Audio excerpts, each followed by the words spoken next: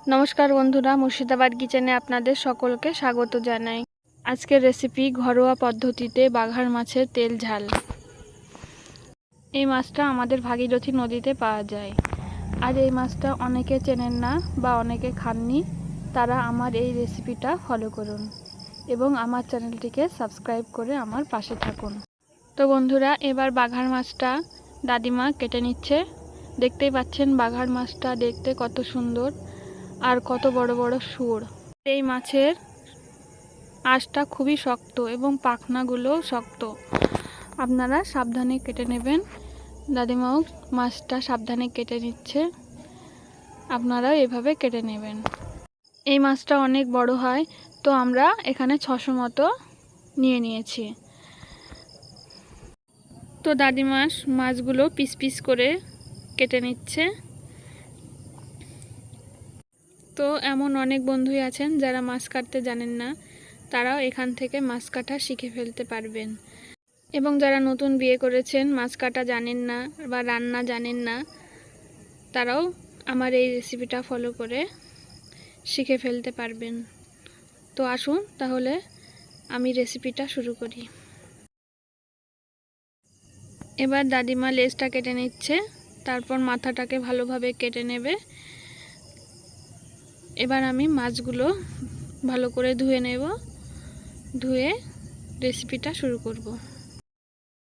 এবার মাছগুলো ধুয়ে নিয়ে মাছে লবণ ও হলুদ মাখিয়ে নেব। সামান্য লবণ হলুদ দেব, বেশি দেব না। হলুদ ও নুন দেওয়ার পর মাছটাকে ভালোভাবে নাড়াচাড়া করে নেব, যাতে নুনটা ভেতরে ছড়িয়ে যায়। এবার আমি একটা মিক্সিং জার নিয়ে নিয়েছি। মিক্সিং জারের ভেতর পেঁয়াজ কুচি দিয়ে দিলাম, রসুন কুচি দিয়ে দিচ্ছি। এবার কিছুটা কাঁচা লঙ্কা দিয়ে দেব। আপনারা আপনাদের পছন্দ মতো ঝালটা দেবেন, আর মাছের ঝালটা বেশি দিতে হয়। এবার আমি আদা কুচি দিয়ে দিচ্ছি এবং কিছুটা কালো সর্ষে দিয়ে দিলাম। এবার গরম মশলা দিয়ে দিলাম দুটো, তারপর দারুচিনি দিয়ে দেব। এবার জল দিয়ে মশলাটাকে বেটে নেব। তো আমার মশলাটা পেস্ট করা হয়ে গেছে, আপনারা শিলপাটাতেও করে নিতে পারেন। তো আমি উনুনটা ধরিয়ে নিয়েছি। এবার উনুনের ওপর কড়াই বসিয়ে দিলাম, কড়াইতে সরিষার তেল দিয়ে দিলাম।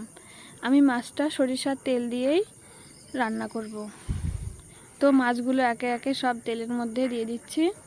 আপনারাও এইভাবে তেলের মধ্যে দিয়ে দেবেন এবং খুব সাবধানে ভেজে নেবেন, কারণ এই মাছটার আঁশটা খুবই শক্ত, যাতে তেলটা হাতে পায়ে ছুটে না যায়। হাতে পায়ে ছুটে গেলেই ফোসকা পড়ে যাবে। তো আপনারা সাবধানে মাছটা ভেজে নেবেন।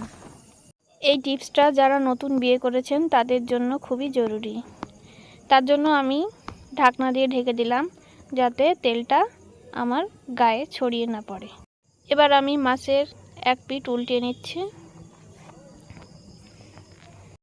বন্ধুরা, এইরকম আরও অনেক টিপস পেতে আমার চ্যানেলটিকে সাবস্ক্রাইব করুন এবং আমার পাশে থাকুন, যাতে আমি অনেক দূর এগিয়ে যেতে পারি আর আপনাদের সামনে আরও অনেক টিপস দিতে পারি।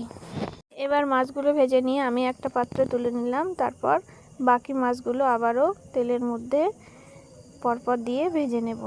আর এবার আমি মাছগুলো ভালোভাবে খুব সাবধানে ভেজে নিচ্ছি, কারণ মাছের তেলটা প্রচুর পরিমাণে ছুটছে এবং হাতে এসে পড়ছে।